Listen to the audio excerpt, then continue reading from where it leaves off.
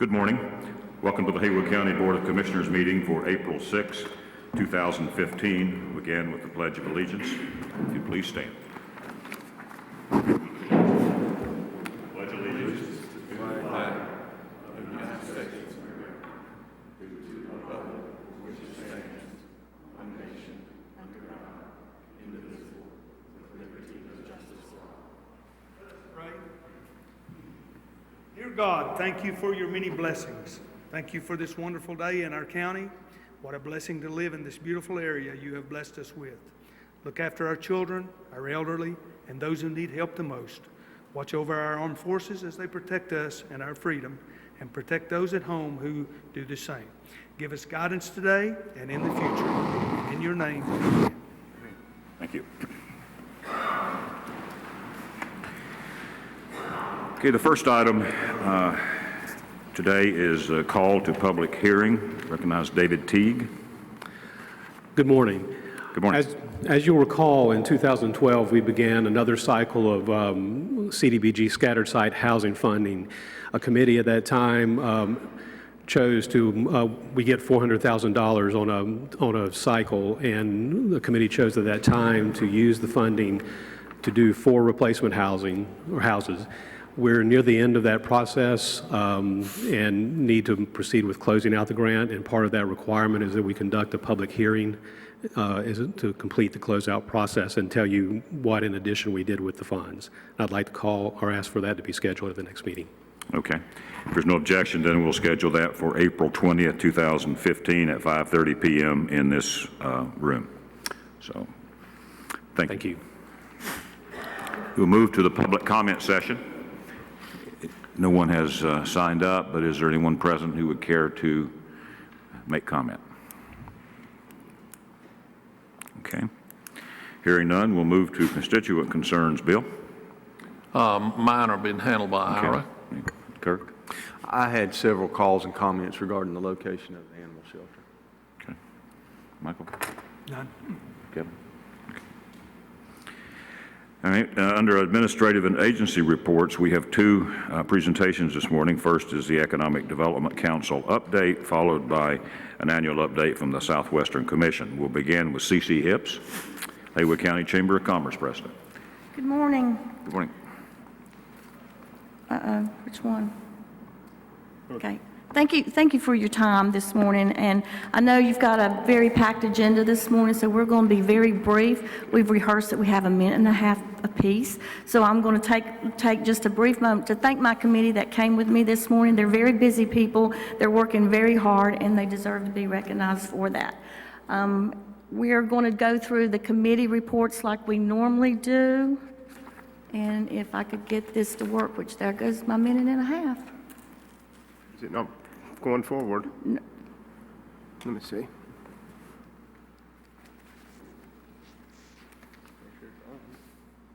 There you go.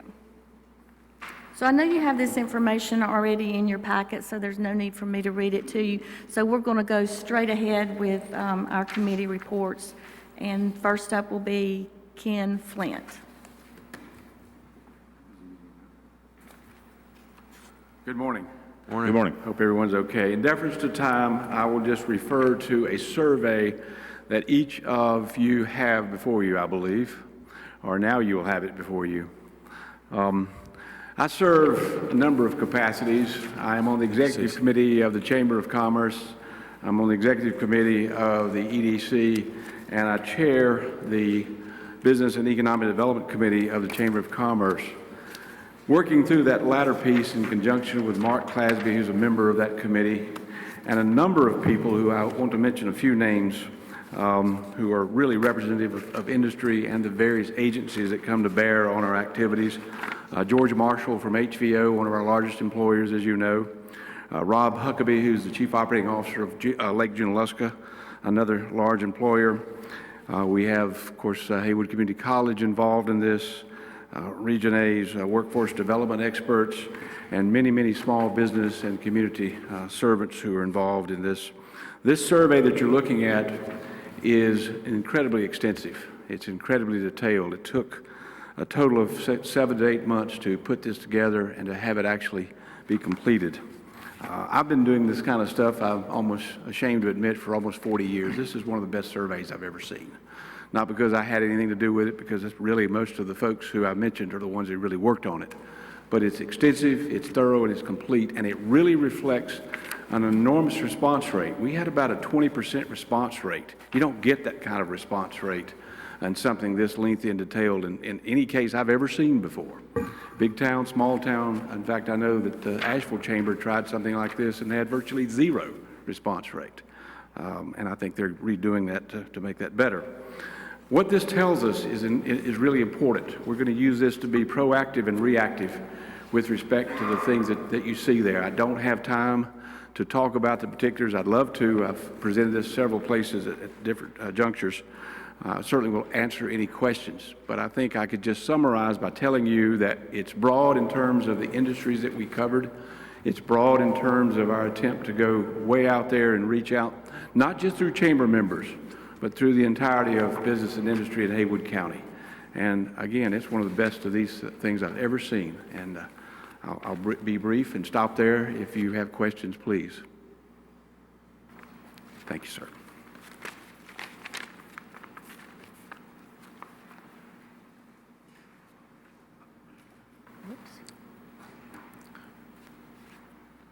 Good morning. Morning. I'd like to give an update on the marketing strategies. And of course, the marketing strategies from our memorandum included the development of our website, or the new front door, the newly designed and developed seasonal e-newsletter, the informational ad and notice in local newspapers, a new video showcasing our market, successful conversational success stories, our cluster descriptions, advertising, and press releases. And I'd like to give a little checkup in some of the pages you're going to see that we've got a check mark on, and the website is certainly one of those. I'd like to share with you, this will be one of the home pages. We'll have a rotator on our home page on the website, distinctively high quality of life. These, of course, rotate. You'll be able to click on those and go to various locations. Second one is on educational opportunities, and I'm just showcasing a few of these. We also have an EDC blog, and that will come out on a periodic basis. It'll have news. This one, of course, leads off with Jason Walls, who you'll hear from in a moment. Lead, WNC, that was the conference, ComMet, and of course, they will give links to reading the entire story. Our About Us page gives a great an overview of Haywood County. And then from there we go to the 5 clusters. And we know that it's extremely important of those 5 clusters that have been identified and defined as part of the strategic plan: manufacturing, healthcare, arts, culture, agriculture, and this one describes tourism. We'll have photographs on there. We'll have various links to a variety of different activities in our marketplace. And then the next is seasonal newsletters, and actually Cece's going to distribute our brand new hot off the press newsletter, and it's called The Resource, because we feel like here in Haywood County, EDC is certainly the resource. It says up on our slide, of course, will be designed. There's a check mark there because it has been, and you're now getting the first look at this. It will be launched with the website, and it will also have a subscribe feature so that we can begin to build a database. And I think that you'll see that this is a very professional, high-quality piece. We're very proud of that. The way that we're going to utilize this first one is with our check mark on the informational ads and notices in the local newspapers. And this will be created in the form of an ad. We're going to put it in the papers with a link to our website so that everyone can read the entire resource and as well showcase the new website. Conversational success stories will also be placed on our website. And we're looking to add several sunburst trout, evergreen, and we should have the second one in probably less than 10 days. So we have a check mark there. The clusters, we're of course we've already written all of the pages and the overview for the clusters. These will be highlighted on the website. They'll be featured in our newsletters. They'll be in print, collateral materials, and the video.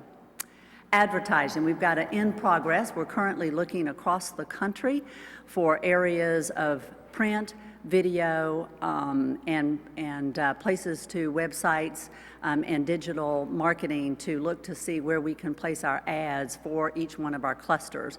We'll begin with what I call an umbrella ad that will showcase Haywood County and everything we have to offer. Then we'll be creating specific ads for each one of the clusters. Press releases will be ongoing, as always, and in the May board meeting, we'll take a picture of our board and executive committee, which will be showcased there. So in my summary, I think you can see that EDC is definitely on the move in a very professional, efficient, and effective fashion. We do have a new video from TDA that was given to us of an aerial overview of Haywood County and our towns. We don't have the opportunity this morning to show that, but that will also be placed on the video, on the website. So now I'd like to introduce Jason Walls. Good morning. I think I've met most of you, if not all of you, at some point in the past. I'm Jason Walls. I'm the district manager for Duke Energy and cover Haywood all the way up to Avery counties and have a pretty interesting view into the economic development activities from here, Buncombe, all the way up to Mitchell and Avery counties as well. But I'm absolutely delighted and so thankful that the EDC has placed their trust in me to serve as the first chairman. And it's a very exciting time, and it's something that I take very seriously and glad to be a part of. And also wanted to thank the commissioners for really placing your trust in the business and the business community here to really start driving some more economic activity in this community, and I'm delighted to be a part of that. Also, just very quickly wanted to offer a few thank yous and give just a brief update. I want to thank Mark as well, because Mark has been a great leader, mentor, and a professional during this transition, and I can't thank him enough for his continued leadership, mentorship, and friendship that he and I have started. But just real quickly, because I know we want to wrap this up, I want to talk a little bit about where we're going as an EDC and a few things that have happened since the first of the year. One, we're really taking a strategic look at where we want to target and how we want and how we view good opportunities for growth in this community. And then to do that, we've really identified two committees to start working immediately to help both strengthen up the organizational structure of the EDC, as well as start looking at how, where, and why we can continue to grow here in this community. And there are two committees and two people that I want to say thank you to for stepping up into leadership roles. One is a product development committee in economic development. We know that product can be very, very challenging, but extremely important when you're looking for both to retain and grow existing industries as well as recruit new industries. And so we've had Zeb Smathers has stepped up to lead that product development committee, and he's very excited to take the reins and look at some areas across Haywood County that we can continue to promote. The second committee is an investor relationship committee. We also recognize that over the next year to 18 months, we're going to be looking for more private investors into the Economic Development Council, and this group will be meeting with folks, helping to market and spread the good word and the good work of this organization in this county. And so they will specifically be targeting some of our business communities here to help build those relationships, build that excitement for future investment in the EDC. And with that, I think I'm finished with my remarks, unless there are any questions. Thank you. I know Michael is our representative on the EDC. Michael, do you have anything? Just, want to comment on the way things have been going since we've moved into this new setup here. There's a lot of enthusiasm on the board. A lot of people are really very active. You can see by some of the work that they've done here. Jason's come on. I've enjoyed getting to know him and working with him, and he's actually challenged the board, when we actually have some roundtable discussions at the end of the meetings and everything, and then we've brought these new committees on. So we're the EDC board, and along with Mark Clasby, are really working hard and really working to get Haywood County out there, and hopefully we're going to see some results in the near future. Thank you. Thank you. Any other comments or questions? I'd like to thank all of you for coming and the optimistic report. Thank you. Okay, the second administrative agency report will be provided by Ryan Sherby of the Southwest Commission. He's the executive director. Welcome. Thank you, Mr. Chairman. My name is Ryan Sherby. I'm the Executive Director of the Southwestern Commission. Our service area are the 7 western counties, Haywood County West. We were created in 1965 as the lead regional organization to deliver federal programs to the region, primarily infrastructure historically. We work in 3 primary buckets, and I'm going to give you all my notes when I'm finished here. We work in aging, workforce development, and community and economic development. In aging, you all are very familiar with those programs. Haywood County receives home and community care block grant a little over $400,000 per year for congregate home delivered meals, your transportation services, in-home aid, home improvement programs, et cetera. The Association of Aging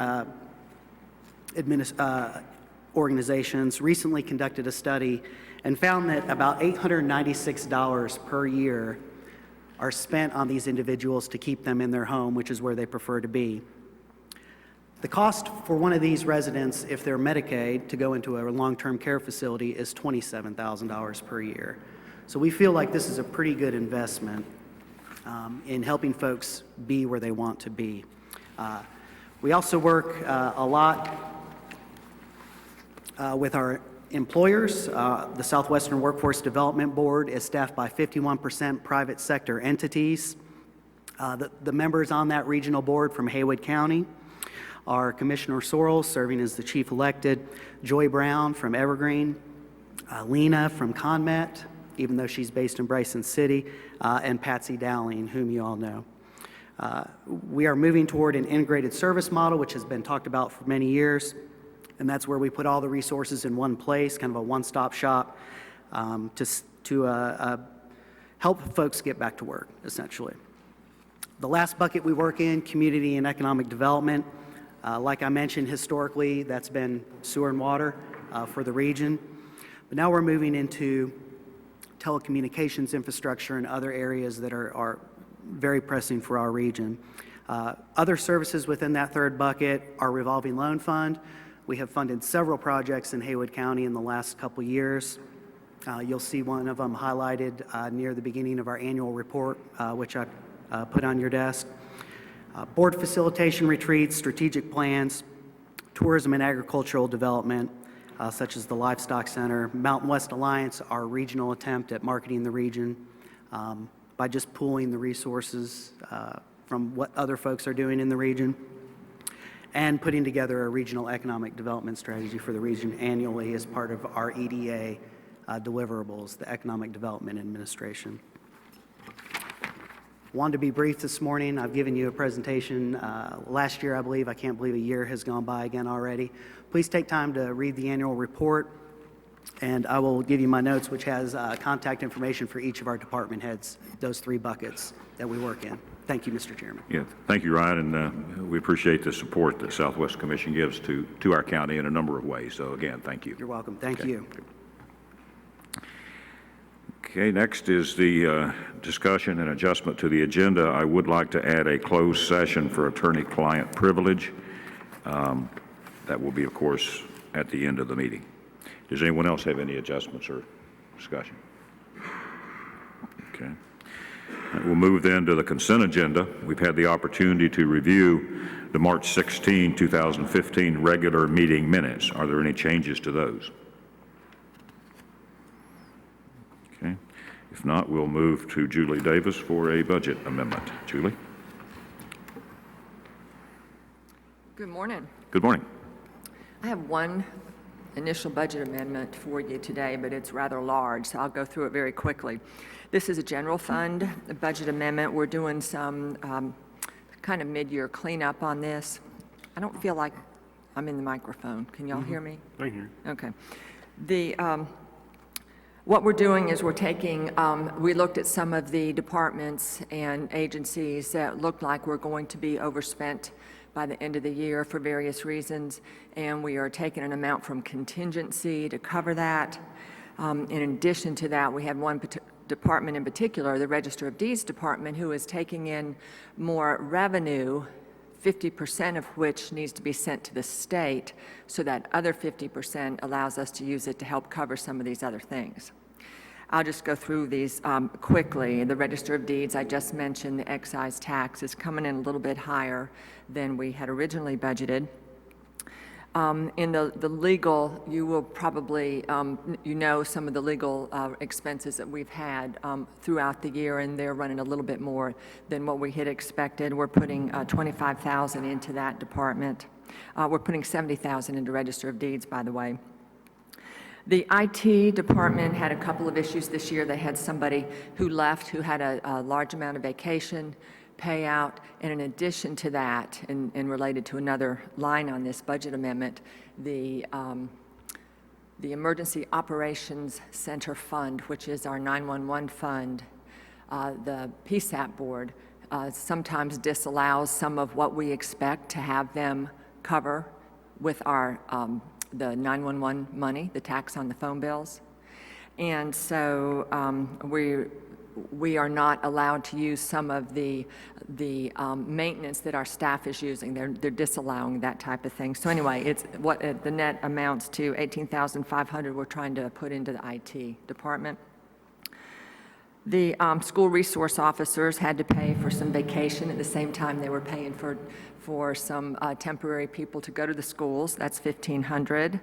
$2,500 for public schools. We had community college and public schools, 2 sets of resource officers that we had to fill in when some vacations occurred.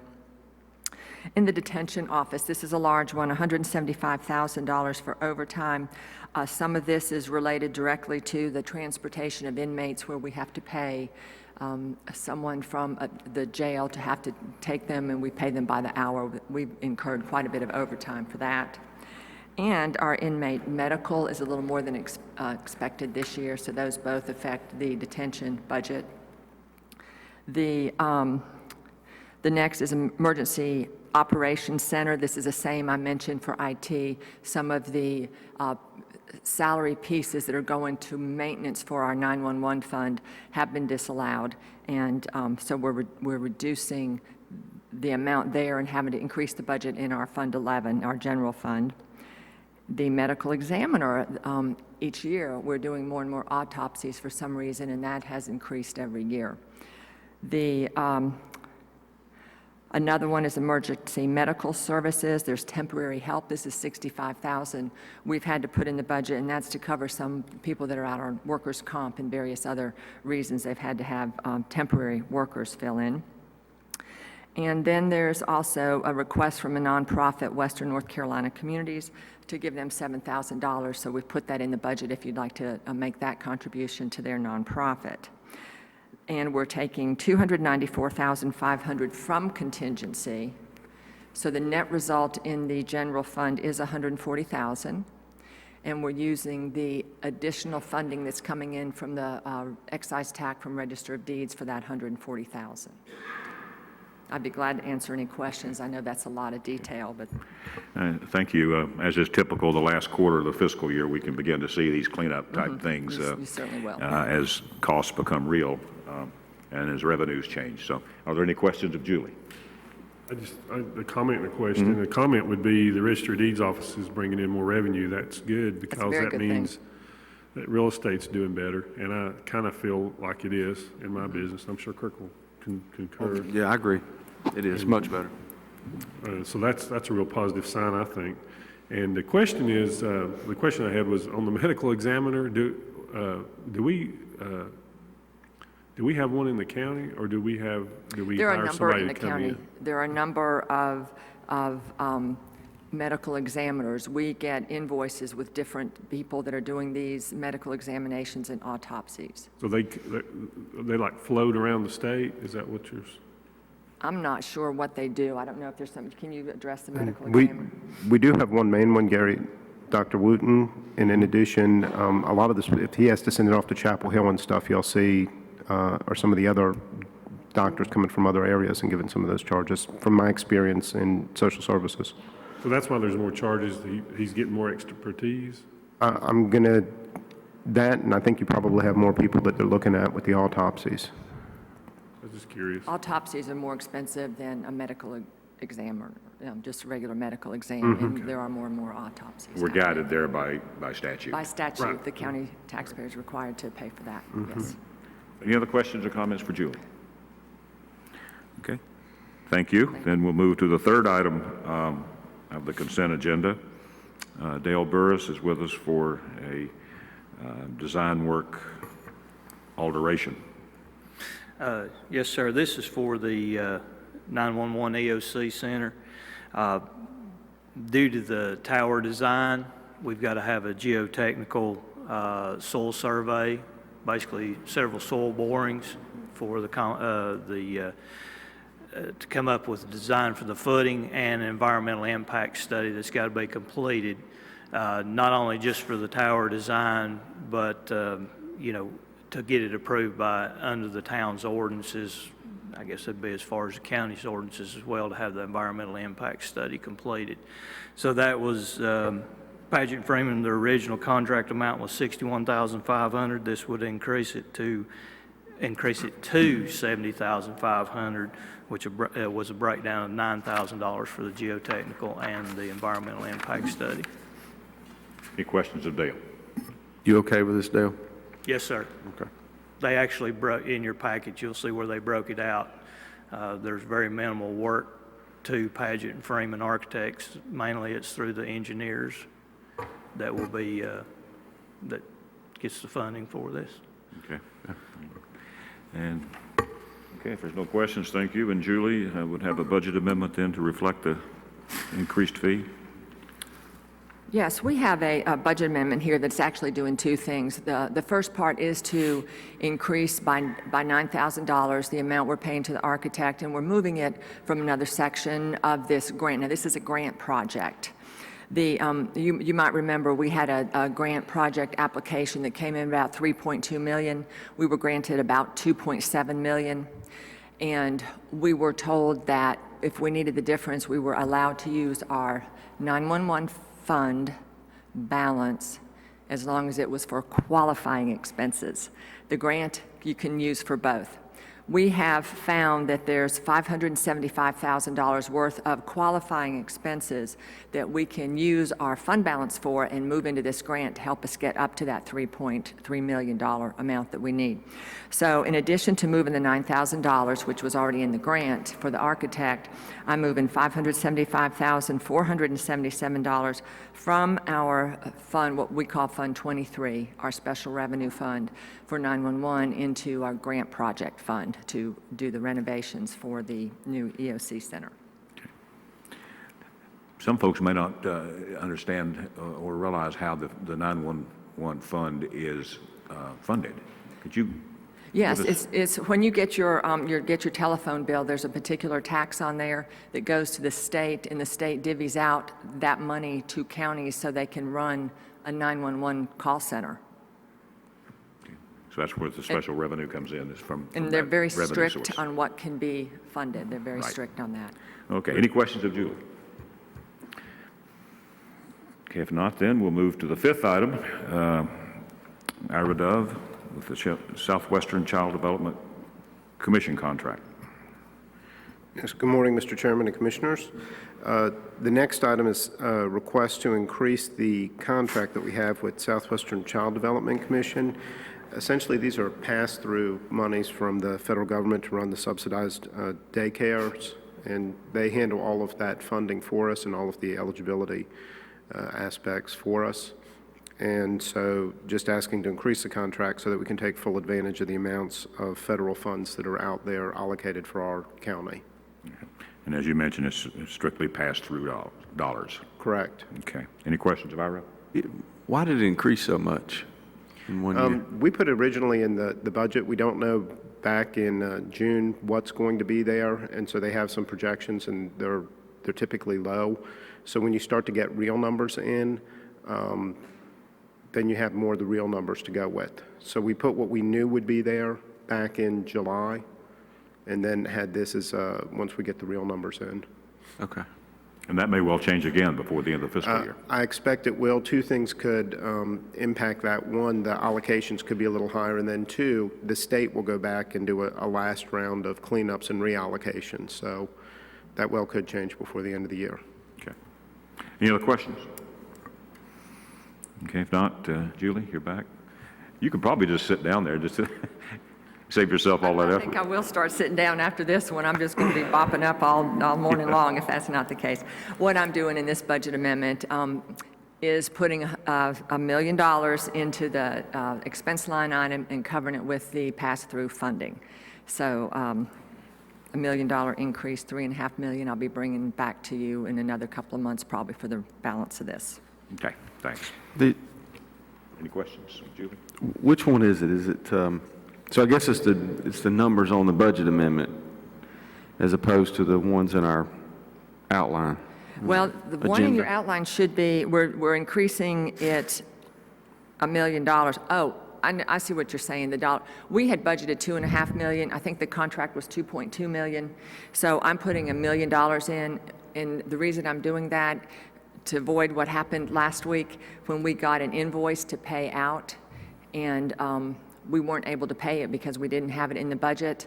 So I decided to go ahead and put the full $1 million in there, so if that happens again, we can at least pay it out.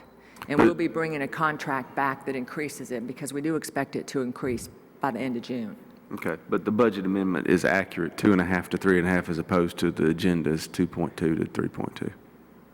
They're two different I'm not items, talking- yeah. I'm just- The contract is 2.2 to 3.2. The budget amendment is 3.5 to, or 2.5 to 3.5. I can change it to 2.2 to 3.2. No, I don't care, I just wondered, that it's not a big deal. But we I mean, as already long as had it's right. 2.5 in the budget already. I didn't have 2.2, we had 2.5. And the contract often runs a little lower because you want them to know what they shouldn't go over. So we should be okay with this. Okay. We can do it either way you want. I was just No, matching it $1 doesn't million for matter. $1 million. Yes. That's okay. Any other questions? You okay with that, Kurt? Yeah, I'm fine. Fine. Wish I hadn't asked. Okay, then we'll move to the 7th item of the consent agenda. It's a contract amendment with the Premier Cab Company to reflect the reimbursed federal costs for Medicare transportation program. We have with us Michelle Haynes. Welcome. Good morning. I'm here today seeking approval to increase an existing contract for our Medicaid transportation services from $40,000 to $70,000.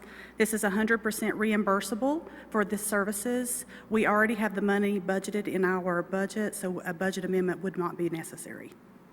Okay. This is a federal program that is reimbursed for people who have qualifying transportation needs in our county. That is correct, yes. Okay.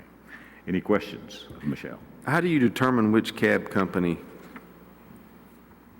it's the contract? We have several vendors. This particular company has specialized in the long-distance trips, which we have needed more often recently. Some of our vendors only do short distance. This particular one does long distance, and we're seeing more of a need there, so that's why the increase in the services for this particular contract. Okay.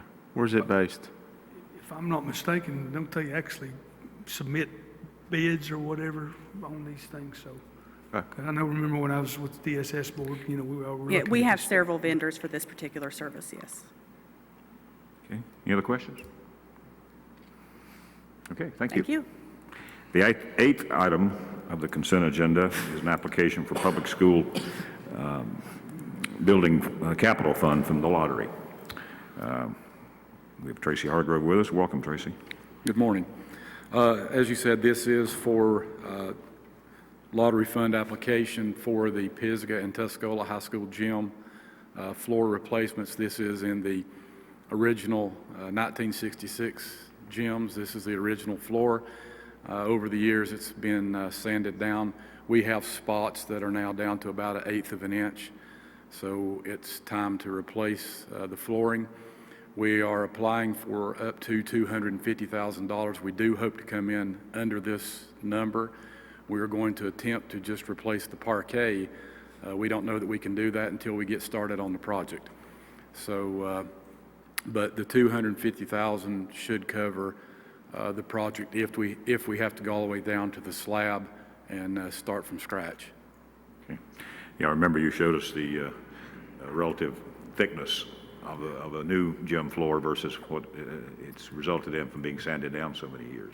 Yeah, and the high schools do want to go back with parquet. What we currently have is 4-inch parquet. That's no longer available. Now what's available in parquet is like 19¼ inches, which is sort of what you see on the Boston Square Garden. It's that size parquet. So, but I believe the high schools are wanting to go back with that top floor if we can afford it.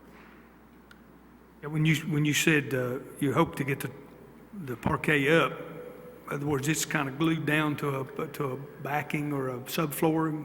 What we have right now is basically a floating floor. There are 2 half-inch sheets of plywood. They are nailed together, and then the parquet is glued on top. Around the edges, I believe the parquet will come up pretty easily. Out on the floor where it's been ran on and jumped on for 50 years, it may not come up quite as easy. So that's what we don't know until we get started with the project. So if it doesn't come up easy, then you got to take the subfloor and not put it back down. All the way down. Yeah. Mm-hmm. When will you decide about the type of floor, and when is the replacement going to take place? We are going to start on this with approval, start talking with vendors next week. We hope to actually get started before school's out. Fortunately, during the springtime, the gyms, now that we have the auxiliary gyms, those can be used for PE classes, and we don't have any competition going on in the primary gyms. So hopefully, we're going to get started on this as soon as we can get everything put together. Tracy, we have, maple floors in the auxiliary gyms, both schools, right? Yes. Have we thought about that? Boy, that's a beautiful floor. Though we are looking at that, that's, I believe, and Dale was on that construction project, I believe those are what's called a scissor lock system. That is the primary system that people use nowadays. Cost-wise, we are probably looking about the same. I think the high schools want to go back with the parquet because I think we're the only high schools around here that have parquet, and it's a little bit unique to Haywood County, and they want to keep that as a little bit of a difference between us and everyone else if we possibly can. Is there any difference in maintenance and longevity and so forth between the two? The difference is the maple flooring actually usually comes in 3/4 inches. Parquet comes in 7/16. So there is more life in the hardwood if you go with the maple flooring. We got 50 years out of this, and it started out actually at 5/16. So 7/16 is 1/8 more. And if we did go with the maple, like in the auxiliary gyms, it's 3/4 of an inch, so it's quite a bit thicker. It would last a lot longer, but you know, those gyms are 50 years old now, so. I mean, of course, do you know what a life of the maple floor is? I mean, if you got 50, you could get 75 out of the maple potentially? A lot of that depends on who does your maintenance, how many times you repaint the floor. The normal year-to-year maintenance doesn't really take any flooring off. It just takes the finish. The only time that you have to take off flooring is when you want to go with a different scheme on the floor, different And that gets stains. expensive when you strip a floor and have to repaint. Yes, it does. And I've already talked with the high schools and said, whatever design we come up with, we want to get as many years out of that as we can before somebody wants to change it, because it does add expense at that time, plus it takes away the flooring. So the less often you change the design, the longer life you're going to get out of the floor. There's quite a bit more with maple. There is quite a bit more with maple. 5/16. Yes. That's a lot. I mean, I understand. I think the parquet will look really nice. I really do. Get a little more bang for your buck with the maple. Guess we'd be in a position in 50 years to evaluate it. I don't know how much, We won't be how many of around us would to be be here. talking to these. Kurt might. Kurt might be, yeah. That's helpful, too. Okay, any other questions, Tracy? Thank goodness for lottery money. Oh, yeah, yeah. If we only would get what they promised us to start with, we'd be in good shape. Thank you. Thank you. Okay. All right, we're back to Julie again with reimbursement for Haywood Community College Public Training Facility. And if you can hear me, I'll just Please, sit right stay here. there. Not that I'm getting tired yet, but so I'm not just bopping up and down. What I have brought to you, I have two reasons for bringing this. It is a reimbursement resolution for the community college project, but we hadn't talked about that in quite a while, and we're getting ready to really start up the calendar for the loan that we're going to be getting for this facility. The resolution, I'll read the title of it. I'd be glad to read the entire thing, but it basically boils down to being able to reimburse the county for the hard cost once we get the loan. The soft cost, which is the architect's fees, are covered anyway. So the resolution is titled, Resolution of the County of Haywood, North Carolina, declaring the intent of the County of Haywood, North Carolina to reimburse itself for capital expenditures incurred in connection with construction of the Haywood Community College Public Training Facility from the proceeds of certain obligations to be executed and delivered in calendar year 2015. What you have in your agenda is, as a reminder too, is the form where the community college has submitted to the state what the project actually is. I think it's 2.9 million is what is estimated at this point, and I think that could change. The calendar could possibly change. We're working with a special counsel because when we're dealing with a community college, we do have to have the state approved for the college to be deeded. Chip could speak to this a little bit better than I could probably, to the county so the county could use it for collateral for the loan. And Breck Lanning is here if you have any questions concerning the project this morning. Okay.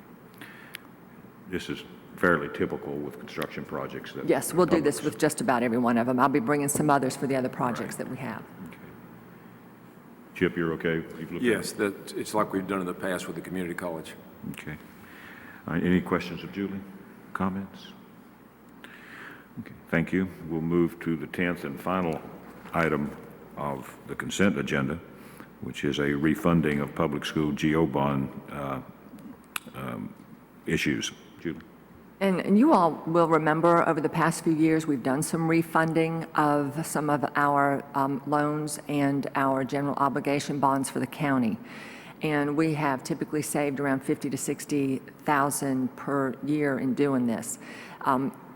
There is a general obligation bond from the schools that we issued in 2006 that's getting close to its first call date, which is May of 2016. It's still a year out. But at this point, we have some opportunities to do a refunding if it will save us a substantial amount of money. We're working with the financial analysts like we had done in the past, and what we'll be doing is doing a refunding, which a lot of people just call a refinancing. And when we do a refunding, we reduce the interest rate. We roll the loan cost into the new loan that we refund. We maintain the term, we don't extend the term at all, and we end up with a lower debt service that saves money over the life of the loan. And by doing this refunding, if it ends up happening, we could save about $74,000 per year for the remainder of the term of these bonds, which is about 10 years, 11 years. And if it turns out that the interest rates come in a little higher than what we expect, we just won't do it. But this is to put this in front of you, and I wanted to have some authorization to go ahead and start doing it, because if we do, we're going to have our financial analysts start putting out some proposals for some banks within the next few weeks. Well, we appreciate you staying on top of this. I know we've done it before and saved considerable saved amounts a tremendous amount of money. So basically, this just gives you the authorization to make Yes. the final judgment based on what the interest rate would be. Yeah, what is the interest rate right now? Well, it depends. It's hovering around 2%. We've run the scenarios about 2.25%, just so we'd be a little bit conservative. We may get better. We may not get that good. If we don't get that good, we probably won't do the refunding. 2 or 2.25 is what we're hoping to get. Yes. Okay. That's what we kind of expect. We're We're hoping to get less than that, but if we get 2 and 2.25, okay. we may.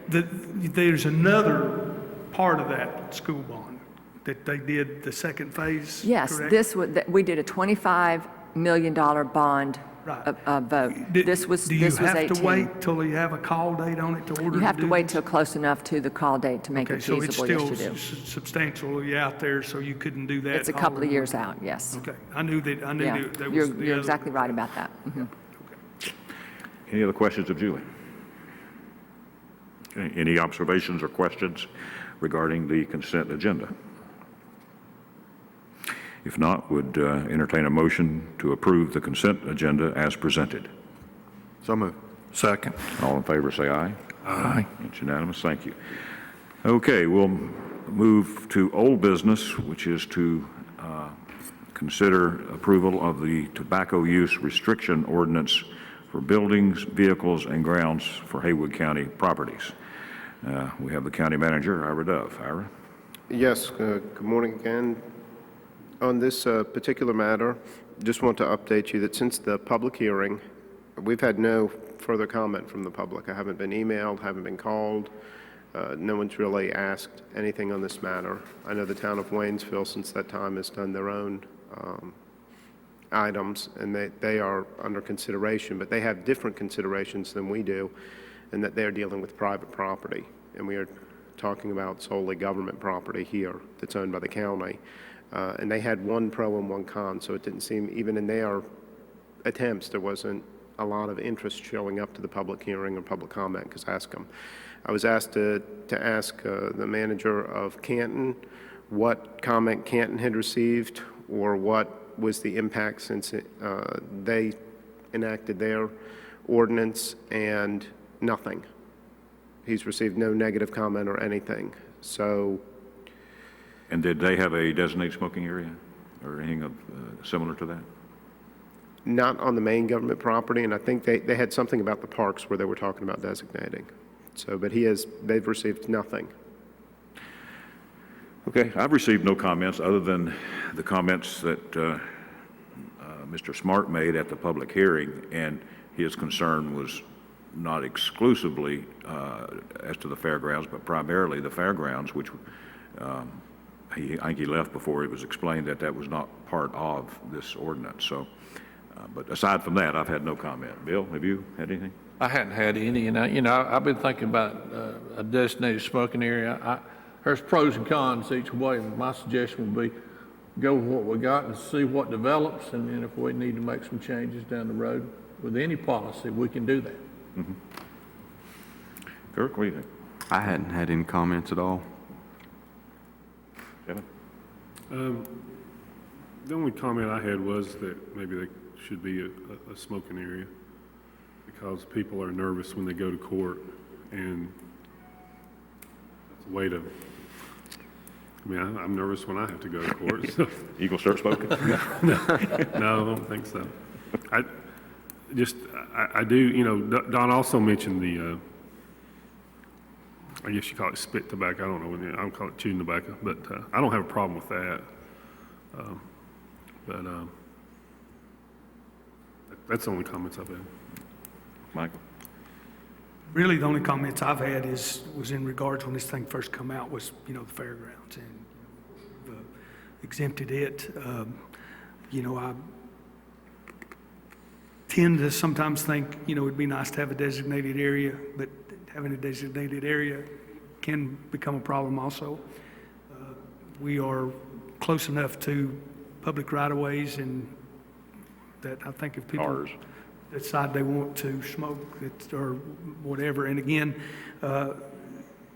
most people are going to abide by the rule intent of it. So like Bill, if we see a need to come back to it and designate an area, I think that we should be very open to that.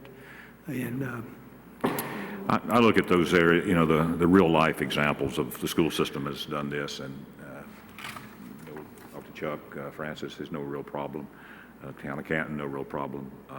I think the days of people rebelling against smoking rules have pretty much faded away. It's just a way of life now. You just don't smoke in public. So I would recommend that we just go with the ordinance, and as Bill and Michael point out, if a real problem arises, then depending on what that problem is, we can certainly address any changes that need to be made. Is that something the board can live with?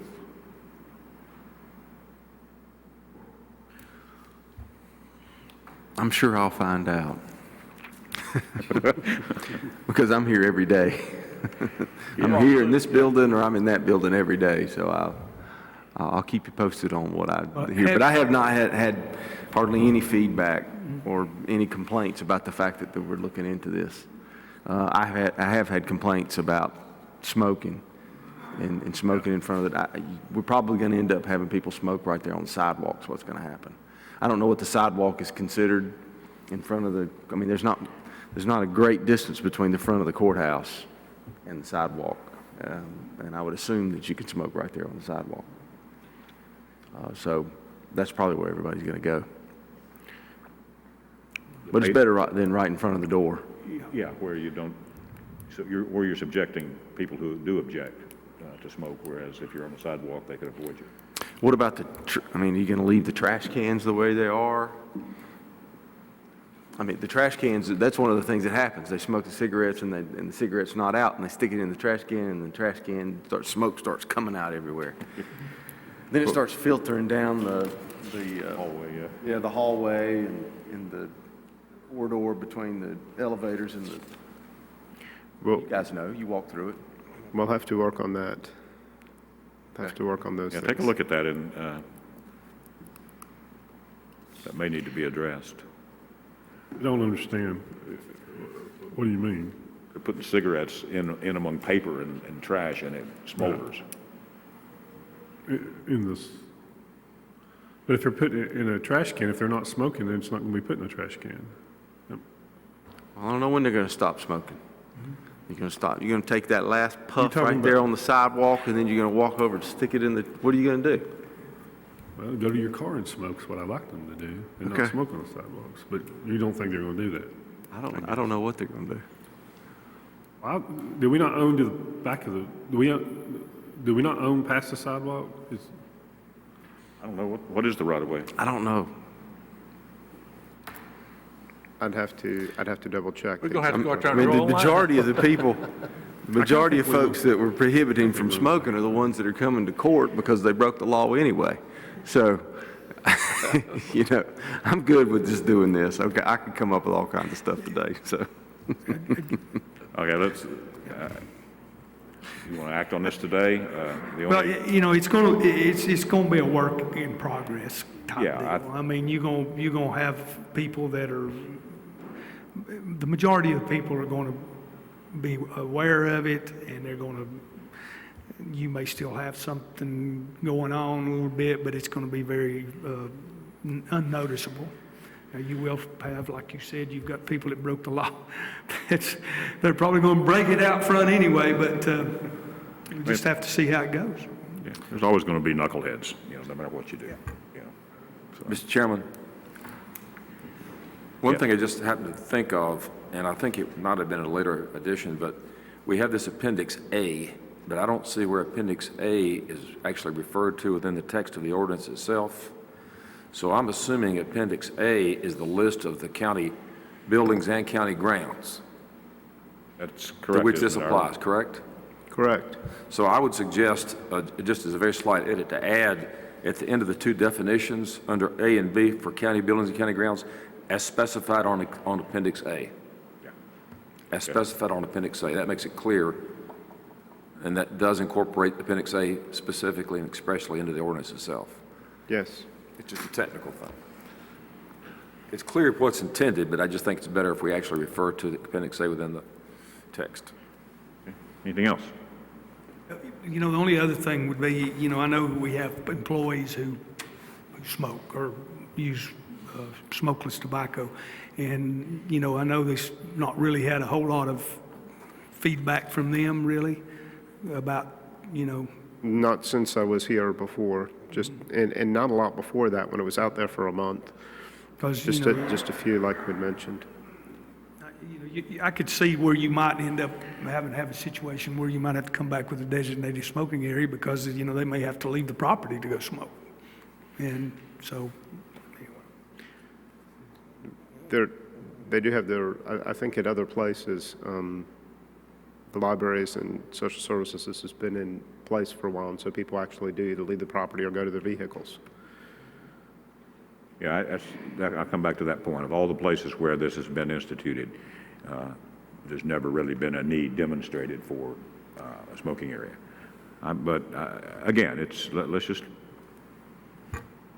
evaluate it over the next few months and see what changes, if any, may need to be made. Okay. So you can smoke in the parking deck? Is that right? Smoke in your car. In your car in the parking deck? Mm-hmm. And what about, and when we talked about the fairgrounds, what's the situation there? They're not they on can We don't smoke allow it in the buildings. No smoking in the We buildings, have you can signs smoke that say that- outside. Right, right. So does this need to distinguish that, or you have your own Fairgrounds policy? isn't included in the list. So we just don't include that? Right. Their board governs the smoking Yes. rules in that campus. Okay. Does that mean every property that we intend to include is included in Appendix A? And if we have not included it, it is excluded? That's what I already have that appendix. It should have been Yes. attached to The this. It's right appendix here. is one It's of the on there. attachments, I've yes. got it. Okay. So that's every county property, is it not? Except the fairgrounds? I don't know, I hadn't checked it, Yes. Ira? Yes, the intention is to cover the different county properties with the exception of the fairgrounds. Okay. Can I make a comment? Well, sure. I was just sitting here thinking in the past when we've talked about smoking, I've always had a person or a citizen, they don't, they want to be allowed to smoke, and that person didn't contact me this time because they passed away of lung cancer. So people need to realize that it's, if you're going to smoke, it's, like I say, one of the persons that wanted to smoke the most, when we talked about smoking in the past, when I've been a commissioner, they're not with us anymore because that activity ended their lives. So that's something else we need to think about. Okay. Anything else? Okay, if not, then would entertain a motion to approve the tobacco use restrictions ordinance for buildings, vehicles, and grounds for Haywood County property, subject to the change articulated by our county attorney. So move. Second? Second. All in favor, say aye. Aye. Okay, that's unanimous. Thank you. Okay, we'll move to new business. We have Dale Burris with a request for approval of the contract with Mountain Design for architectural services, conceptual and schematic design for an animal services facility. Dale? Morning again. Yes, this request is to approve the contract for Mountain Design in the amount of $325,000. Basically, this contract is based on a design of 10 to 12,000 square feet, approximately, based on the feasibility study, and on a area that with close proximity of domestic water, wastewater, hopefully fire water, and a naturally flat site with limited site grading, as limited as possible, because that's a big portion of any project, as everyone's well aware, is site development. This would include engineering services and so forth. That is correct. It includes engineering, all the consultant services under the umbrella of the project. So if the site didn't have some of this stuff and it cost more to develop, then this cost could go up. That would be correct. If the site had all this and it didn't cost as much, I know we've got it figured at that, but it could potentially go down a little bit. Not likely, but Not could. likely, due to the development of a animal control facility or animal services facility, I guess is better, is the correct terminology, to make sure that the facility has got adequate plumbing, is designed correctly with the correct type of sanitation, sound batting, to make sure that the sound does not travel outside the facility or as much as feasibly possible, green spaces, areas for the dogs to be able to be taken outside, adequate ventilation. That is a huge part of this project, is to make sure that the air changeovers are done completely to where the animals do not have diseases, and the ones that do are in a quarantine area that have a different air system. So it's a very complex design, almost like designing a hospital type environment. So in all of what you're talking about is a requirement we have to look at to do this, and basically extremely amount of your cost is associated with the actual inside of the four walls. That's probably a close figure, about 60% is interior development. That's correct. The other 40%. You're into a huge amount of expense inside. That is correct. This is a standard AIA contract, is it? Yes, this is a standard B101 AIA contract. I sent to Mr. Killian to actually review, and I did approve it, it's fine. Okay. Okay, any other questions or comments? If we don't have a location for this, I know this is a need and it's necessary, but if we don't have a location for it, and I might be bringing this up a little bit late, but I don't know if I'm real comfortable approving $325,000 for a design until I know that we got a place to put it. well, there's, Mr. Kirkpatrick, there's a couple of things involved in that. One is being able to have the architect begin the process, get him under contract or the company under contract, because they have to actually, with the company that we chose to actually use, which was Animal Arts, to come in and actually do a feasibility study for the size of the facility and what has to be put in it. So all that's actually involved in that. Site development will come along as the project goes along, but as you alluded to, they do need to be aware of a potential site, because it is a huge portion of the project. So I understand where you're coming from, but to be able to move forward and actually get this project started, this is where we're actually at with it. But did you indicate to Mike that we're committed to $325,000 no matter what? We will be under contract for $325,000. That is correct, for the proposed size, because of the actual requirements that we need to design this under. Now, we went back and negotiated with this project, and we were a little less than, I think we got down to about 9% of the estimated cost, 10,000 square feet, it's $3 million. The math's there. So we negotiated down to 9%, I think, but some additional site development that I requested, just in case, because as you said, we don't know the exact site. So that changed about $30,000. Now, these are local companies they're giving us these, that are giving Mountain Design. Of course, Mountain Design's a local company, been in business here for as long as I've been here. So Civil Design Concepts, Mr. Bradshaw, RN&M, Reese Nolan McIrath. You know, these are all local companies, and I saw their numbers. And I don't have a problem with the numbers. I have a problem with the fact that we don't have a place we're going to put it. And yet we're going to commit to $325,000. I don't want to sit there. I don't want to have a $325,000 design for an animal shelter and not have any place to put it and just sit it. I mean, it just sits there. I guess that's what I'm concerned about. I want to hear somebody tell me that's not going to happen. I can see your point. Yeah. Yeah, I see your, and I'm not trying to say the work that has been done is not necessary, because it is. But what if this thing took 2, 3, 4 years to put together, or 5 years, or whatever? I don't think it's going to take it long. I don't think so. But once we sign a contract, we have a contract irregardless if it ever takes place. Is that right? Yes, sir, that would be correct. bit of a chicken and egg issue if you need the architect to help verify a site selection. But then again, you don't want to spend any money to help him do that. So is there a way to, I mean, I feel confident we'll find a site, but I understand the comments that have been made as well.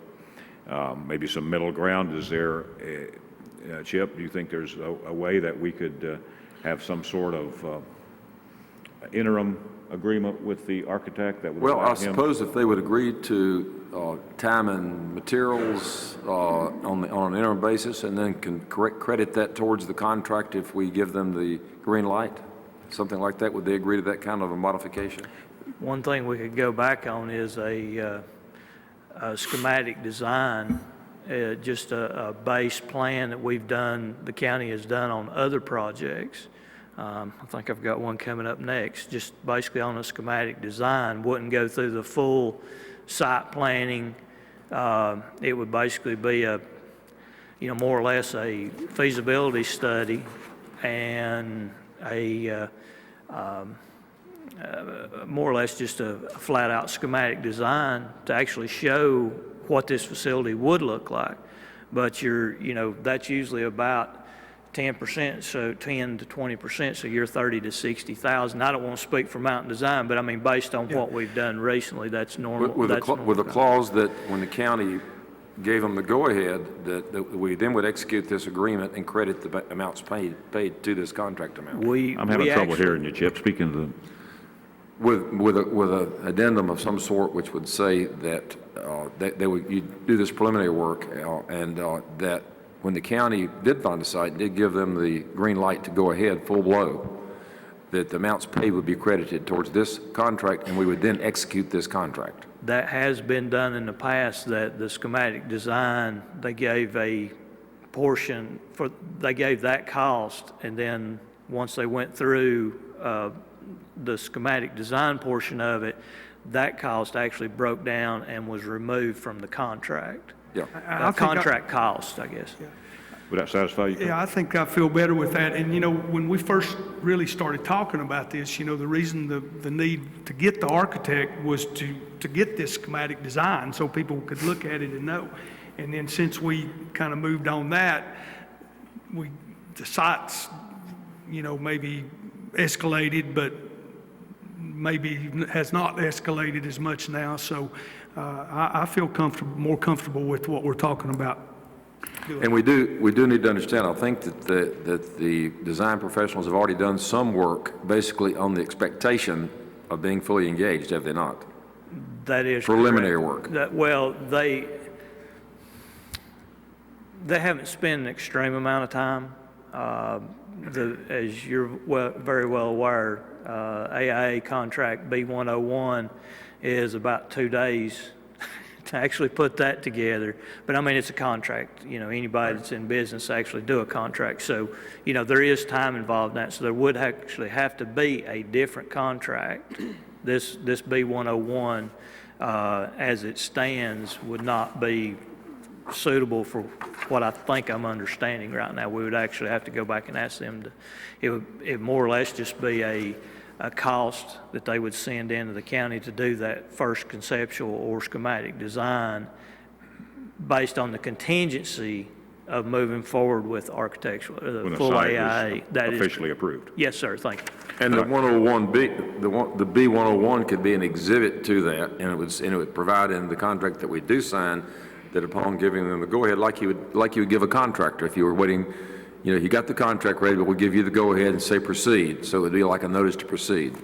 Then this would take effect. Yeah, that's a little backwards the way we've done it It is. before, because Attachment A or Exhibit A usually ends up being the actual conceptual or schematic design, original schematic design. Okay, Chip, would you and Dale put this together and bring it back for... Well, we'll work with the at our architects. next meeting for approval? We'll let them take the first shot at it since they drafted this. Well, and then whomever, so it's back by the Yes. next meeting, so we can... Yes. Dale, I have one question. I can see him making a generic design for us, but then it depends on the location on how much it's going to get changed. That would be And I know through the school system, find flat land in Haywood County is almost impossible. The kind of territory you want to put this facility. Yeah, What would happen then if we found an area, but a lot of dirt's got to be moved and this type of thing?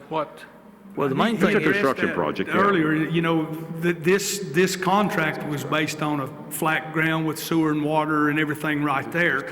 If we ended up with a site that didn't have that and you had to do more grading and you had to bring sewer and water to it or whatever, then the price would increase. that is correct. Yeah. Okay, So, I think we'll all have a clear understanding where we're going. Yeah, this contract doesn't tie the price down of the project, it's just for No, see, design. that's, yeah, exactly. Exactly. There was no construction cost. This is design fees, which is a different thing. But, okay, so you'll work or Dale and I get coordinate together. and bring that back to us the next meeting with. They'll get what them we to give talked us about. the first cut at it, with the other kind of contract we've used before, then I'll kind of put the structure to it with the exhibit and all that. Yes, sir. Okay, so we'll just table that and deal with it at the next meeting when the agreement is finalized. Okay, the second item of new business is approval of the contract with Paget and Freeman Architects for the new emergency medical services and emergency management facility. Attachment 12, Dale? I hope this one's a little easier because we actually went through the schematic design phase and conceptual master plan for the site. Yes, I'm here to request approval to move forward with the Paget Freeman Architects architectural design contract in the amount of $145,000. This is based on an 11,000 square foot facility at the former NCDOC site on Hemlock Street. A lot of the site plans or the conceptual site plan had been sent to the town of Waynesville, and the planner had actually looked it over, was very happy with it, but we've got a long way to go, and this project will actually basically finish up that site up there that was not able to be used for housing of inmates that we were originally proposing for whenever the county opted to take that property. Okay, we're all pretty familiar with this project and the scope of it.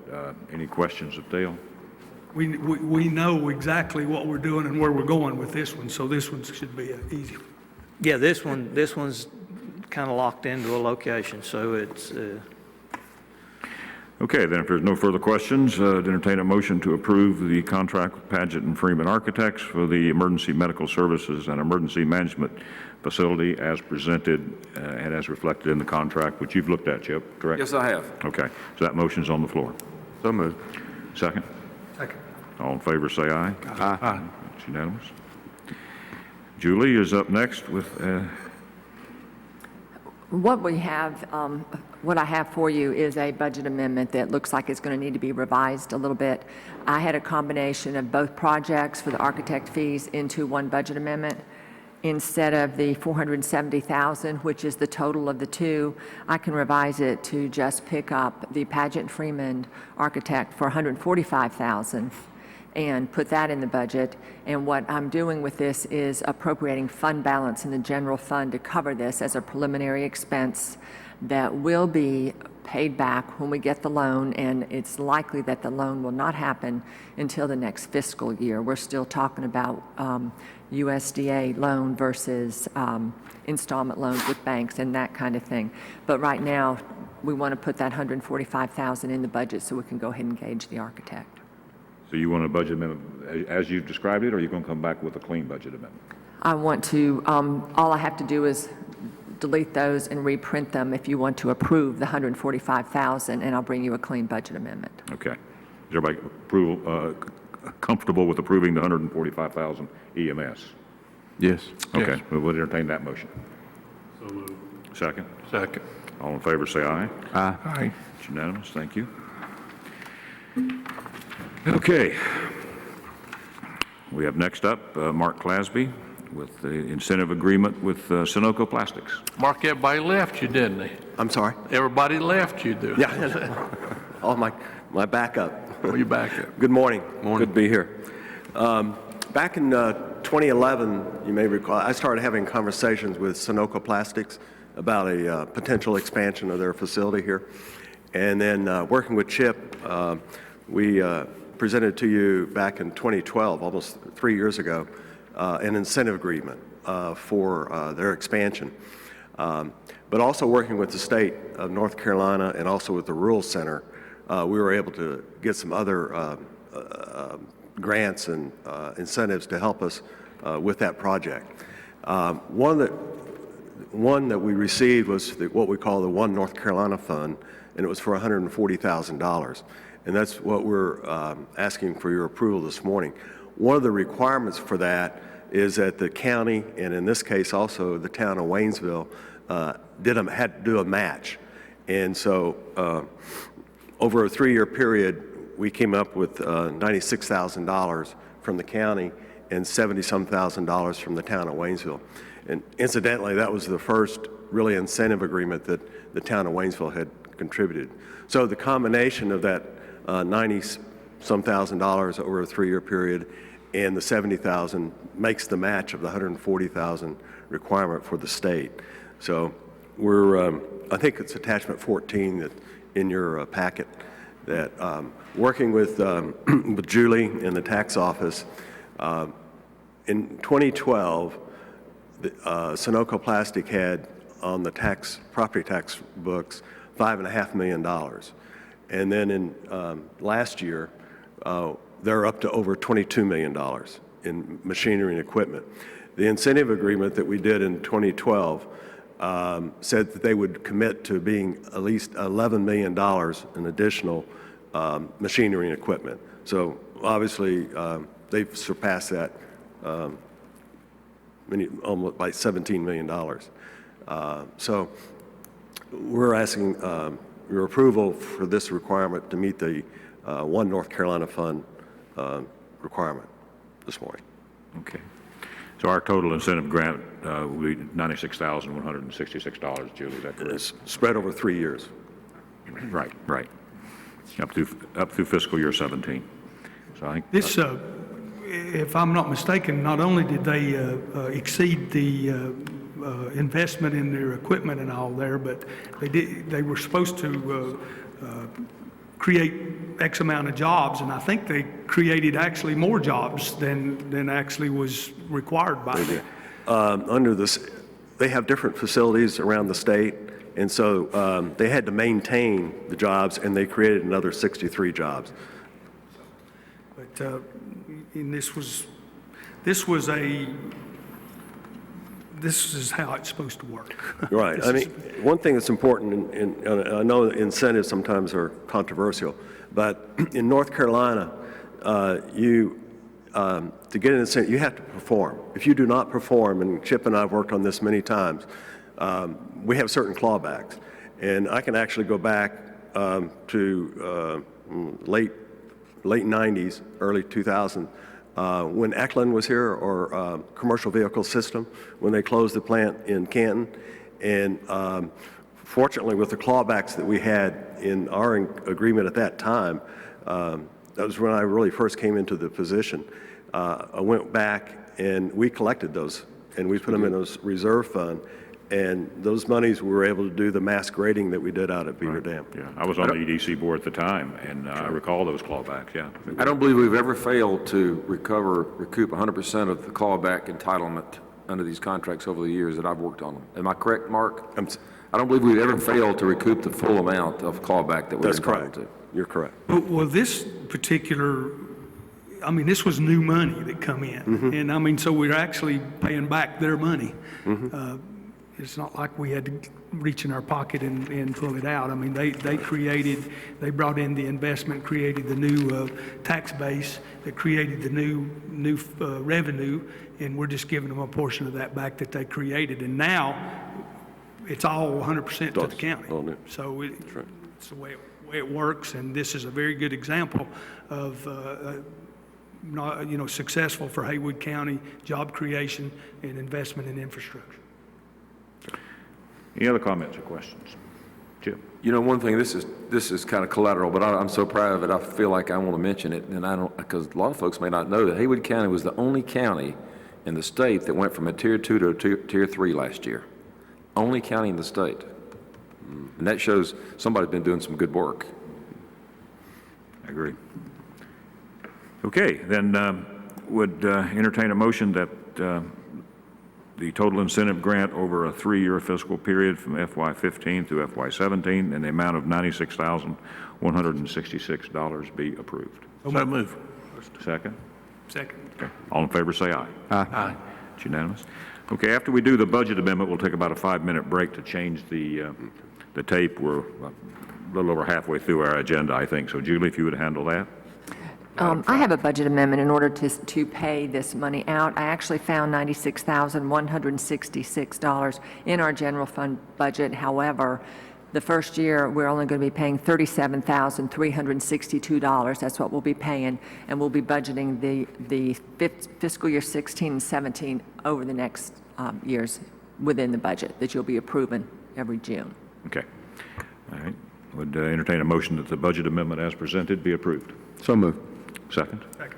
All in favor, say aye. Aye. Okay. We're in a brief recess. We'll return shortly. Okay, we're back in session. We'll take up again the agenda of new business, item 6, which is permission to accept bid and enter contract with NHM Contractors for hauling and site preparation for cap maintenance at the Francis Farm landfill. David? Good morning, Commissioners. Hope everybody's well and had a very enjoyable Easter weekend. I first have to ante up to a bet and congratulate Duke for making it to the championship game. That's why I lost that bet and I had to announce it today. So good luck to them tonight. Not really, but it's okay. As you well know, it's been a very busy time at the Francis Farm landfill since last summer. You recall that it is an unlined landfill, and we've had several issues that we've been working on since 2009. Over the last year, we've purchased the surrounding properties there. We're going to be expanding the boundaries of the landfill. We've had preliminary meetings with the Department of Environmental and Natural Resources about extending those boundaries and about the project that we are undertaking out there for the assessment of corrective measures. So what we're doing with this bid is jumping a little bit ahead while we have the opportunity to do so. What this bid will do will allow the dirt to actually go at the very top of the cap. There's 7 to 8 acres there at the very top of the cap that has flattened out completely. And what this 43,000 cubic yards will do will be to shape the landfill cap to where it'll shed water. And we'll have a better stormwater system than what we have now. When we have any type of rain event out there or anywhere, an inch of rain creates 27,000 gallons of water per acre. And so all this water that is going through the cap now is turning into leachate, and that's why we have the groundwater issues that we've had on the adjoining properties there, and continuing to have methane problems. With the gas collection system that we put out there in 2010, we're able to extract some of that leachate, but still not the amount of volume that we need to do that. So we did a bid, an informal bid that we posted on the county website back on March 17th. The bids ran out on March 31st. We had 2 bidders at that time. NHM Contractors were the lowest priced and responsible bidder for the project. I would recommend that we enter into contract negotiations for them for the $260,000 to haul, shape, and to raise the gas collection system for $260,000.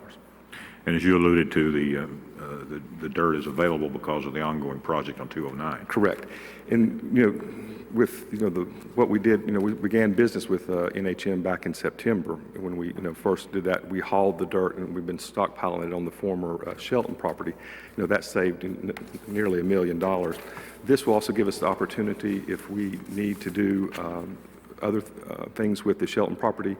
We've talked with the school system because some of their bus parking has gone away and their ability to use some of the landfill. What this will do will allow us to keep some of their dirt down at the Shelton property to possibly put a parking area and a work area for them as well, too. Chip, you've looked at the contract? Yes, I have. Okay. Any questions of David? Okay.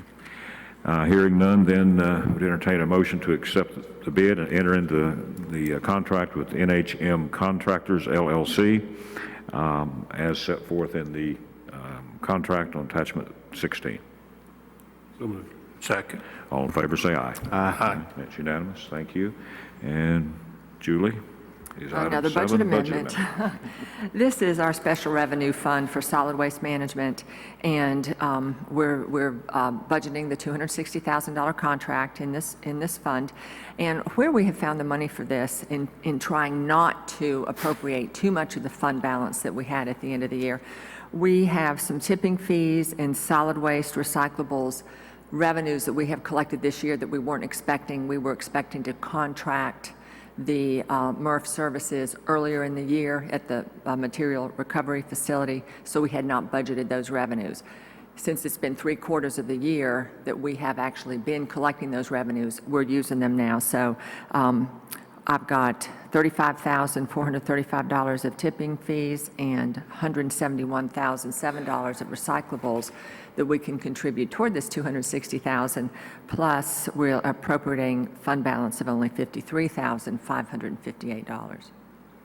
I'd just like to mention today there's been, you hear the term fund balance mentioned a lot, and I know people think about that's how much money that the county has, but there's a solid waste fund balance, which is separate and apart from the general revenue.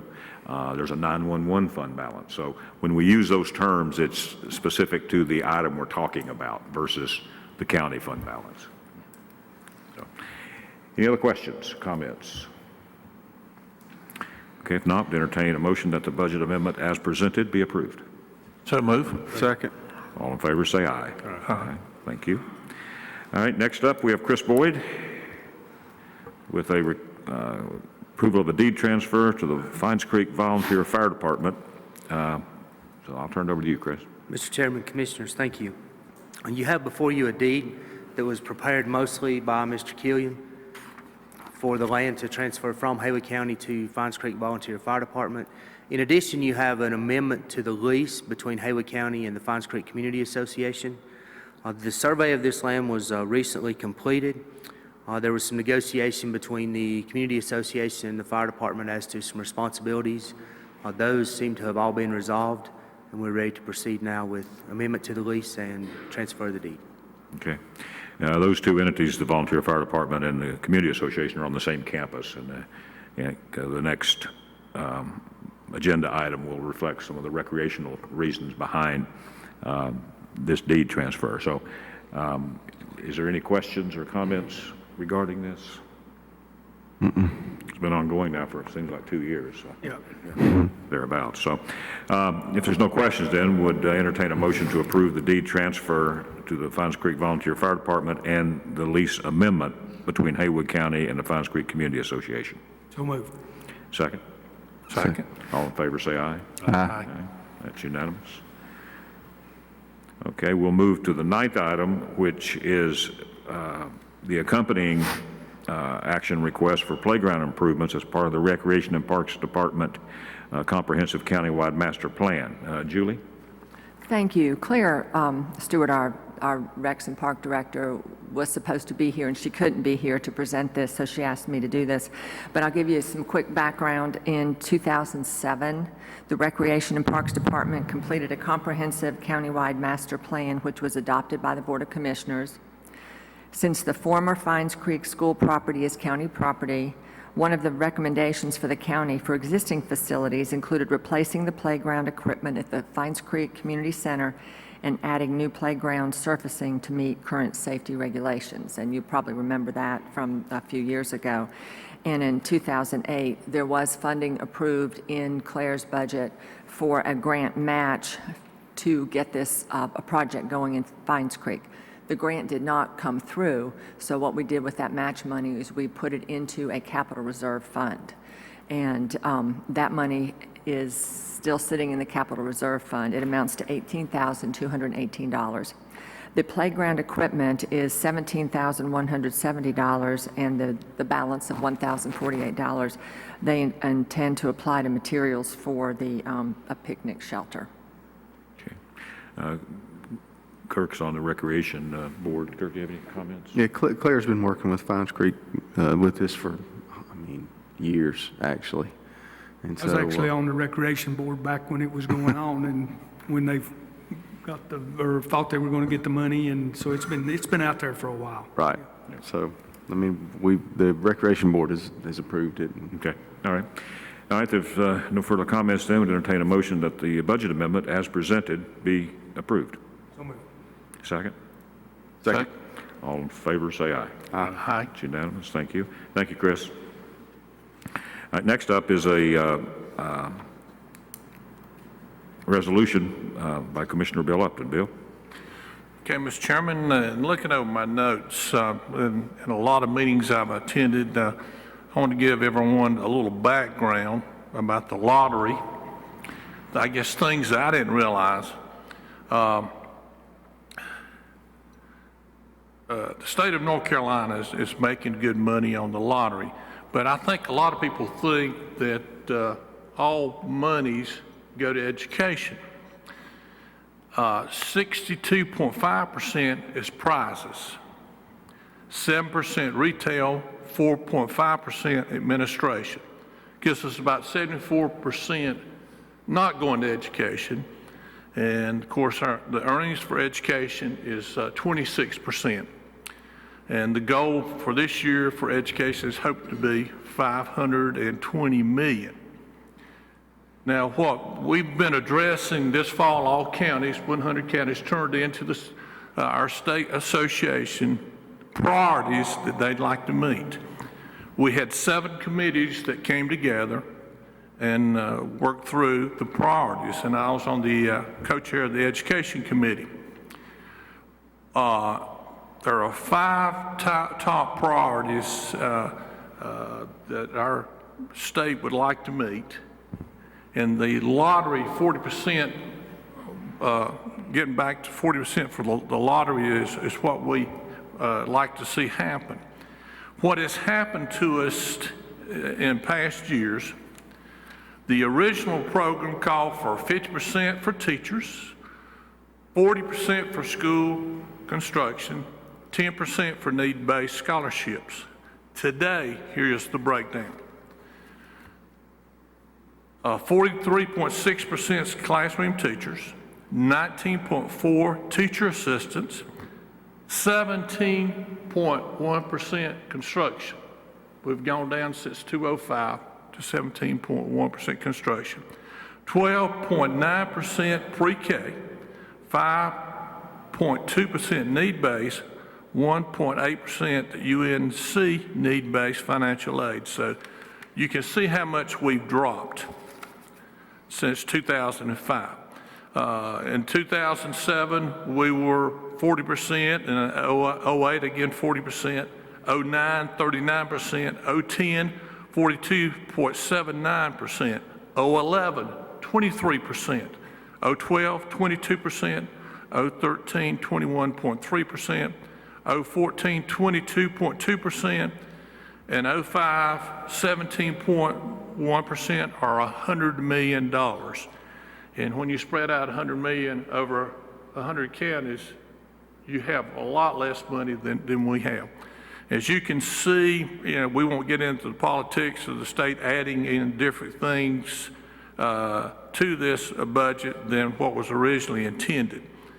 So I guess we need to go to the resolution that we ask in all counties to look at, vote on, and Julie, we appreciate the figures you've injected here. So this is one item that I can see across the state that there's total agreement on, of the 5 priorities. And Mr.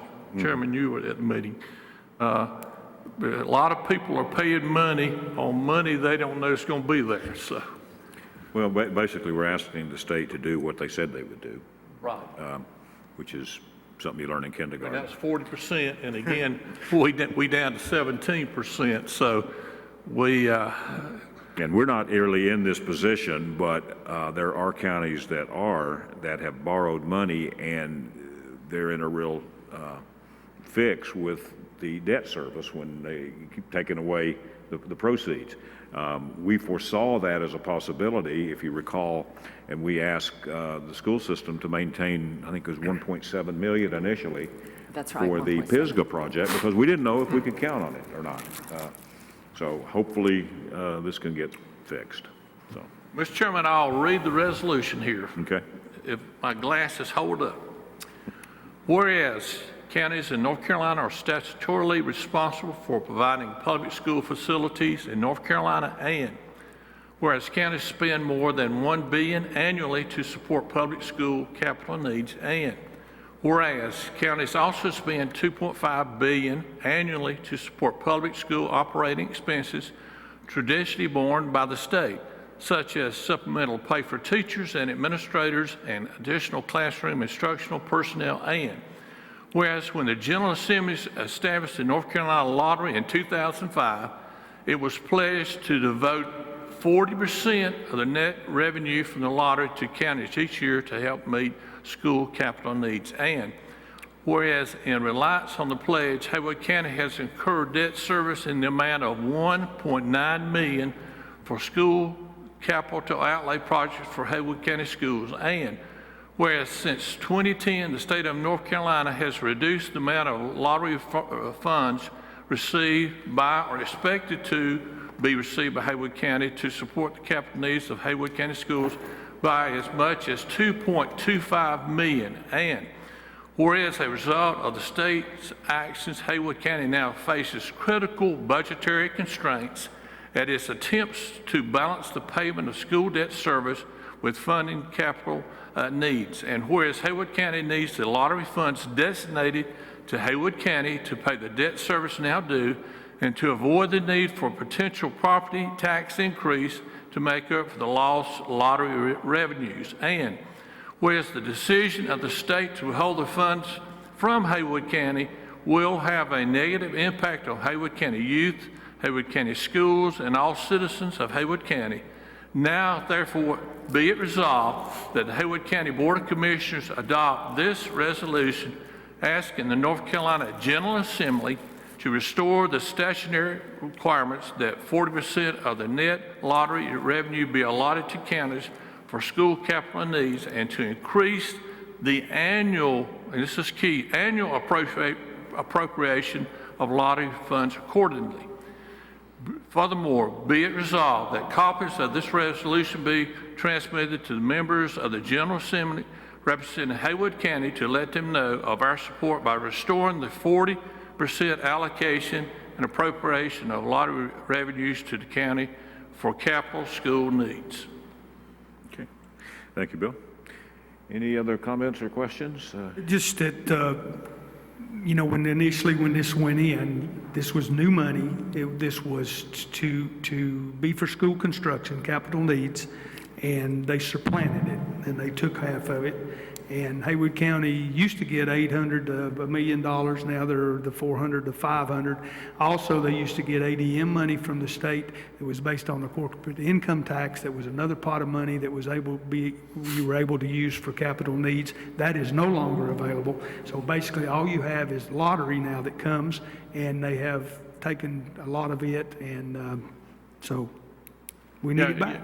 The original was 50% teacher, 40% school construction, 10% need-based. Now we have classroom teachers, teacher assistants, pre-K, need-based, UNC. So we got more items to fund. So you got to find the money somewhere in this school construction. Right.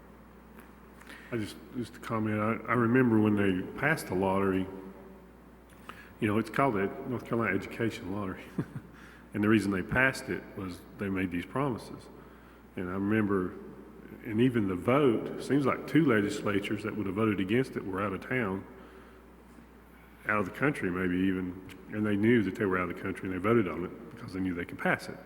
And so now they promised all this, you know, it's going to go to education, and it's not. You know, it's not going to school construction. And like Mark said, they need to get back to what you learned when you were in kindergarten, was that you do what you say. Right. Pretty simple. This was a big windfall for the counties when it first went in, and they've continuously chipped away at it. And, you know, they moved money for education out of the budget and used the lottery money to fill that hole. And we approved tonight $260,000 or $240,000, whatever, to the school system to put new gym floors in that they would not be able to do if it was not for the lottery.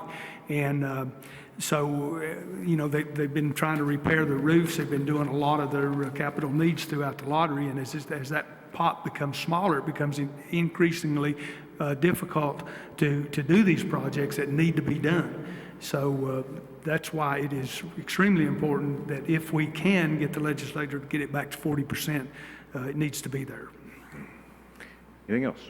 You know, at one time, I see in 2010, the most the state allotted was $179 million, and it's dropped from 179 to 100 million. Okay, then at this point, would request approval of the adoption of the resolution put forth by Commissioner Upton. So moved. Second. All in favor, say aye. Aye. It's unanimous. Thank you. Thank you. Okay, next up, we have a county manager requesting approval of appointment of the Haywood County Health and Human Services Agency Director and Assistant County Manager, Talmadge Stone Levens. Yes, in this particular matter, the Southwestern Board typically holds an ex officio position for the different persons who serve either as directors of social services or other positions now that we are consolidated. And so they are requested by letter on March 14th that Mr. Blevins be appointed to their board in that capacity as the Health and Human Services Agency Director for Haywood County. Okay. If there's no objection, would entertain a motion that Mr. Blevins be appointed to the Southwestern Child Development Commission Board of Directors. So moved. Second. All in favor, say aye. Aye. It's unanimous. Thank you. 13th item of new business is to request approval of 3 appointments to the Haywood County Health and Human Services Agency Board. Welcome, Stoney. Good morning. Good morning, gentlemen. Well, I bring to you today a recommendation from the Health and Human Services Agency Board to fill 3 either vacant or very imminently pending vacancies on our board. The first one is our nurse position, and the board is recommending Ms. Tammy Queen Maney to fill that position. She's extremely qualified. She's a lifelong resident of the county. She teaches nursing at Haywood Community College, and some of you may remember that she used to work for the Public Health Department and was a school nurse and the lead school nurse for us. So she has a great understanding of our agency and the community. So she would be our first recommendation. The second one is Dr. Ginger Lang, who is a retired psychologist and would fill the psychologist position on our board. This has been a position that we've had quite a bit of difficulty filling, and she's extremely involved in the community, has been trained as a guardian ad litem, has worked with CARE. She currently serves as the chairman of the Haywood Healthcare Foundation, so we would be extremely delighted to have her serve on our board. And the last candidate is Dr. Lisa Flora, who would fill the physician position on our board. She currently serves as an emergency room physician, actually a contract across the state, but she serves at Haywood Regional Medical Center, and she actually has a nonprofit medical mission that she runs as well, where she serves residents of Western North Carolina as well as around the world. So she brings some nice experience to as well. So we would present these 3 candidates for the Health and Human Services Board.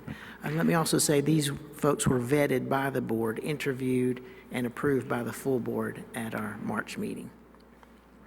All 3 appear to be highly qualified. Dr. Ritter is leaving the board, and we'd like to thank her for her service. A very effective and impressive board member in her own right. So, if there's no objection, we entertain a motion that Tammy Queen Maney, Dr. Ginger Lang, and Dr. Lisa Flora be appointed to the Health and Human Services Agency Board. So move. Second. All in favor, say aye. Aye. That's unanimous. Okay, the 14th item is to select a budget work session date for Haywood County Schools and Haywood Community College. Ira, do you have any options for us? Yes, Wednesday the 22nd and Thursday the 23rd, and we would like to go with a morning meeting if possible. In the month you're talking about? April. Okay. Evenings or? Mornings. Okay, what time? 10 o'clock if possible. We don't anticipate a long session in this. Now, give me those dates again. Wednesday, April 22nd, or Thursday, April 23rd, In the AM. in the AM. Okay.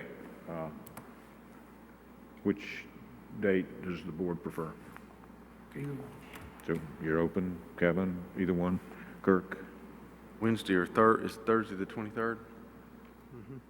Yeah. mhm. Yeah, I guess the 23rd. 23rd's best for you, Bill? Fine. Okay. All right, then we'll set it for 10 a.m.? 10 a.m. And we'll You prefer go, earlier for those who have businesses to run? Yeah, I'd prefer not in the middle of the workday for businesses, for people Okay. who have businesses to run. Well, we can do it early in the morning, I don't care. Would you rather go, I mean, perhaps we could go earlier if you like. But that. What about, what about 8? 8:30? Okay. Is that better for you, Kirk? Yeah, that'd be great. Your office? 8:30 on the 23rd? Okay. At the Health and Human Services Yes. conference room?